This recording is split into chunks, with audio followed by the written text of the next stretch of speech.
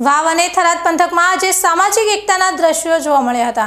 UGC એટલે કે university grants કમિશનના અમુક વિવાદાસ્પદ સુધારા મુદ્દે આજે સર્વ સમાજ દ્વારા વિરોધ પ્રદર્શન કરવામાં આવ્યું હતું।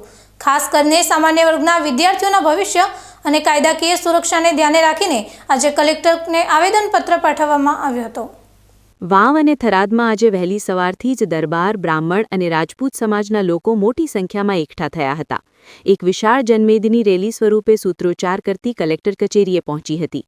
આવેદનપત્રમાં સ્પષ્ટ ઉલ્લેખ કરવામાં આવ્યો છે કે યુજીસીના વર્તમાન વલણને કારણે વિદ્યાર્થીઓમાં સતત ભય, અસમાનતા અને માનસિક શોષણની સ્થિતિ સર્જાઈ રહી છે।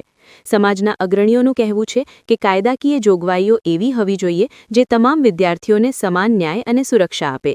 સામાન્ય વર્ગના તેજસ્વી વિદ્યાર્થીઓ કોઈ પણ પ્રકારના અન્યાયનો ભોગ ન બને તે માટે કાયદાકીય સુધારા અનિવાર્ય છે।